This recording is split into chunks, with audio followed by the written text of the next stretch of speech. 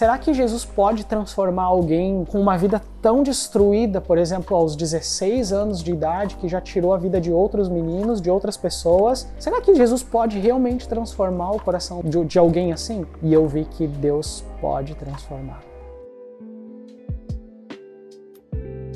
Olá, queridos irmãos, queremos apresentar para vocês Fase para Cristo, um trabalho interdenominacional realizado por várias congregações aqui em Porto Alegre, que vai para dentro de uma unidade socioeducativa para levar esperança para jovens que cometeram algum delito. Além de conhecer esse trabalho, para orarmos juntos como igreja por aqueles que vão, nós temos orado por mais trabalhadores, pessoas que, conhecendo esse trabalho, vejam como uma oportunidade para amarem e servirem como Jesus.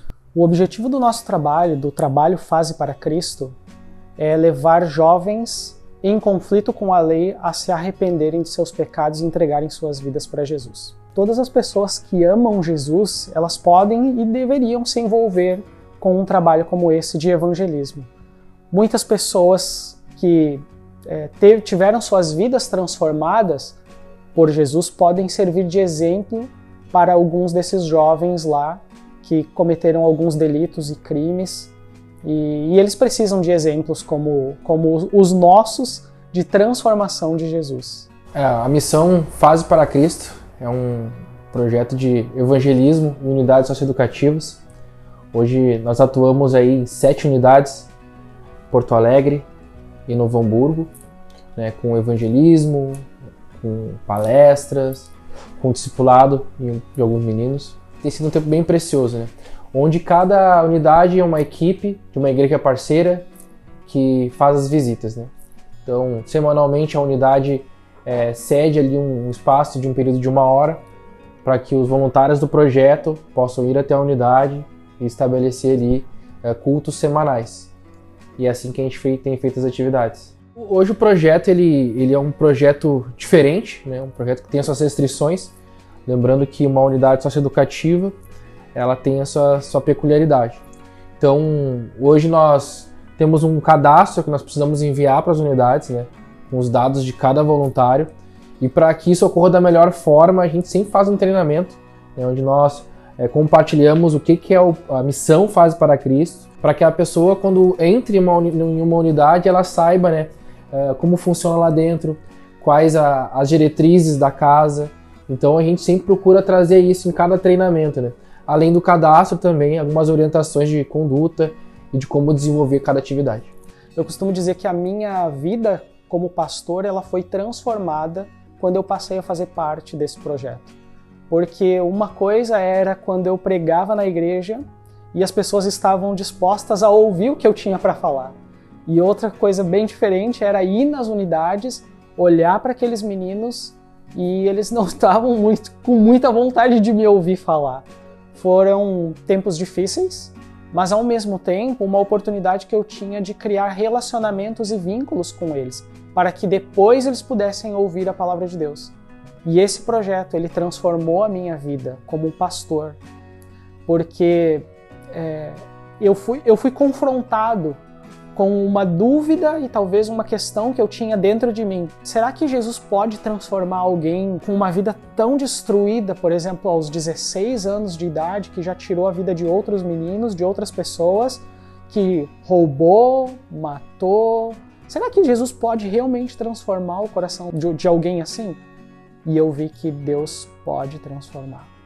Deus pode transformar mesmo a vida de alguém que passou por uma situação dessa e que hoje vive de uma forma muito diferente, porque o Evangelho alcançou ele através do projeto Fase para Cristo. Algo que eu acredito muito que me motiva a estar nesse projeto é porque um dia alguém investiu na minha vida. Gosto de pensar dessa forma. Teve um ano muito especial para mim, que foi o ano de 2014, onde depois de um longo período, né, de dependência química, eu passei por um centro de recuperação, um desafio jovem de Três Coroas. E desde aquele momento eu senti assim, a vontade de ter uma vida útil, sabe? Depois de tantos anos que eu desperdicei nas drogas. Desde a primeira vez que eu coloquei o pé numa unidade da Fase, em 2018, eu senti isso. Quando eu olhava assim, nos olhos de cada adolescente, eu via um ponto de interrogação. Talvez foi os mesmos pontos de interrogação que o Daniel na sua adolescência também teve. E em meio à busca de tantas respostas, as drogas foram só mais uma ferramenta. Dentro da fase a gente vê algumas coisas muito claras lá dentro, sabe? Talvez a paternidade disfuncional, talvez um adolescente sem uma identidade. E ao me envolver com esse projeto, eu comecei a ver que realmente não era relevante o que eu estava fazendo, mas era o que Deus estava fazendo naquele lugar, transformando a vida daqueles jovens e também transformando a minha vida. Gosto de pensar também que existe um convite muito especial para todos os voluntários que vão, que é enxergar um jovem além de um boletim de ocorrência. E enxergar a graça de Deus por essa ótica. Hoje, trabalhando como missionário, eu tenho me sentido encorajado por Deus a acreditar realmente numa missão com os olhos na eternidade, sabe? A vida passa muito rápido. E eu quero poder chegar nos meus últimos dias e dizer que essa jornada valeu a pena. E essa jornada com o Senhor. Talvez seja algo que tem servido como um combustível no meu coração, sabe? De realmente viver uma vida com propósito. O que muito me marca, assim, e me traz esse prazer de servir junto a esses meninos, principalmente pela palavra de Deus, mas também por uma referência masculina, uma referência de homem, para poder estar ali, para poder dar uma palavra de esperança para eles, uma palavra de fé para eles. Então, essa é a mola propulsora nesse ministério, assim, para mim, né? Que é de poder estar ali e de poder levar uma esperança para esses meninos aí. Acho que todos nós, na nossa juventude, é um momento de muitas escolhas, de muitas decisões. Um momento que nós ainda, de certa forma, estamos amadurecendo, estamos até mesmo nos conhecendo. E nesse processo, muitos erros são cometidos. Queria deixar isso muito claro, que todo ser humano, ele merece, ele é digno de uma segunda chance e de uma nova oportunidade. Esses meninos que estão lá são meninos que precisam de uma segunda chance e que precisam de uma nova oportunidade. Talvez meninos que, assim como eu e você, cometeram alguns erros no meio do processo, mas estão dispostos ou precisam de alguém que bata no ombro e diga: cara, vamos começar de novo. Cara, eu tenho uma proposta para ti. Vamos andar junto. Porque talvez as únicas propostas que muitos desses meninos tiveram foram propostas que não foram muito boas para eles, mas que por vezes chegaram primeiro na vida deles. Que nós possamos, através do Evangelho, através da Palavra de Deus, através da expansão do Reino de Deus, dar uma nova oportunidade para eles. Estender a mão para esse menino. Não olhar para os erros que ele cometeu, não olhar para aquilo que nos separa, mas olhar para o ser humano que está ali. E olhar para alguém que está sedento e que está com o coração aberto por uma nova oportunidade. Nós possamos, assim como Jesus, estender a mão e dar uma nova oportunidade para as pessoas. Hoje esses meninos estão lá, amanhã eles vão estar aqui novamente. E quem vai caminhar com eles? Quem vai acolhê-los? Quem vai abraçá-los? Pode ser que seja você, pode ser que seja nós. Então que você esteja disposto a esse passo de fé com esses meninos. Hoje, um voluntário que quer se envolver realmente é aquele que entende, né, a palavra de Deus, lá em Mateus 28:19, que fala sobre essa grande convocação do Senhor em cumprir, né, um chamado, o ID do Senhor. Acredito muito que quando um adolescente cai dentro de uma unidade, ninguém cai de paraquedas, né? Houve um processo. Então, alguns deles, quando recebem assim, a igreja, eles veem como um ponto de conexão com uma certa esperança, sabe? É como se ele tivesse encontrado um lugar de segurança para compartilhar o coração dele, as mazelas que levaram ele até aquele lugar. E essa é a importância de quem quer realmente servir nesse trabalho. Entender que ele faz parte de algo que pode transformar a vida de um adolescente. Tem uma história que marcou muito a minha vida, que foi de um jovem que eu ainda não tinha conhecido ele, mas eu estava vindo para a igreja aqui e eu estava escutando o jogo do Grêmio começar no rádio e eu lembro de ter escutado alguém falar no rádio, o locutor, a pessoa que estava narrando, e ele disse que tinha acontecido um crime numa cidade do interior do Rio Grande do Sul e que esse jovem tinha matado uma criança. E na hora eu ouvi aquela notícia e eu pensei, cara, esse menino de 16 anos matou uma criança com tamanha crueldade.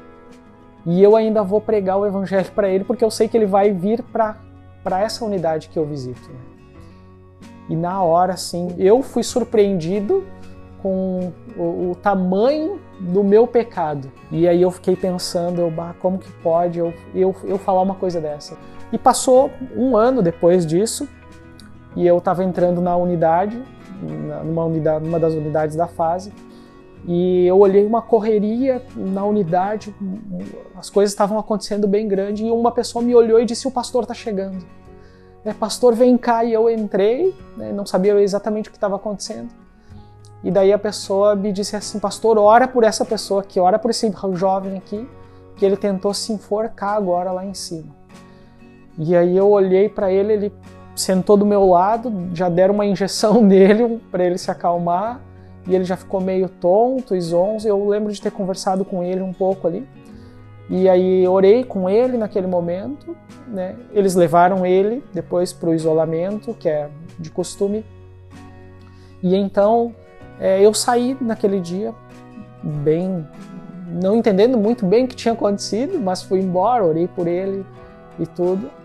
E passado mais um ano, eu encontro esse mesmo rapaz, mas até então eu não sabia que era a mesma pessoa, né? E eu encontro esse mesmo rapaz um dia na igreja, porque os jovens vinham até a igreja para usar a quadra de esportes, e eu encontrei esse jovem aqui. E aí eu levei eles para um tempo de pregação, fiz uma palestra para eles, e esse menino ficou bem tocado, né? E aí ele pediu para falar comigo sozinho.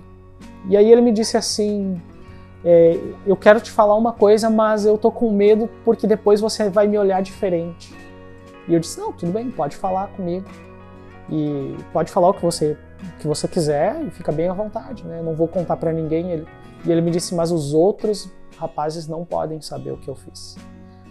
E aí ele disse: tá, eu vou te falar. E então ele me falou do crime que ele havia cometido há 2 anos atrás. E na hora eu fui lembrando que era o mesmo menino que eu tinha dito que não queria pregar o evangelho para ele no carro. E depois eu percebi que era o mesmo menino que eu tinha orado por ele quando tinha tentado se suicidar dentro da unidade. E aquele mesmo menino estava parado na minha frente, pedindo ajuda, né? Que ele não queria mais sentir aquilo, aquele peso do pecado, aquele peso de ter tirado a vida de uma pessoa. E ele estava pedindo ajuda para mim, para que eu orasse por ele, porque ele não queria mais sentir aquilo, que ele queria entregar a vida dele para Jesus. E esse é o acontecimento que eu tenho mais marcante assim, na minha vida. Paulo, quando escreveu a carta de Romanos, ele citou que onde abundou o pecado, superabundou a graça.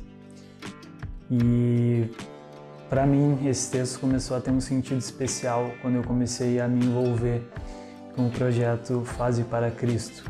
Ali eu comecei a ver meninos de 15, 16, 17 anos tendo suas vidas transformadas, meninos que muitas vezes eram totalmente condenados pela sociedade e inclusive por mim. O projeto, através dele, nós conseguimos enxergar uma ótica um pouco mais profunda do amor de Deus pelo perdido, e tem sido algo muito especial, algo muito profundo, o que nós podemos testemunhar e ser utilizados por Deus durante esse tempo que nós estamos lá com os meninos, com os monitores. A unidade da igreja, ela se dá nesses momentos, em momentos onde a sociedade, ela grita por um socorro, ela grita pela voz de Deus. E muitas vezes a voz de Deus é a nossa voz. Então, andar com meus irmãos da Batista, da Assembleia, para mim tem sido viver um pouco daquilo que os avivalistas viveram. Porque é bem verdade que não há avivamento sem unidade da igreja.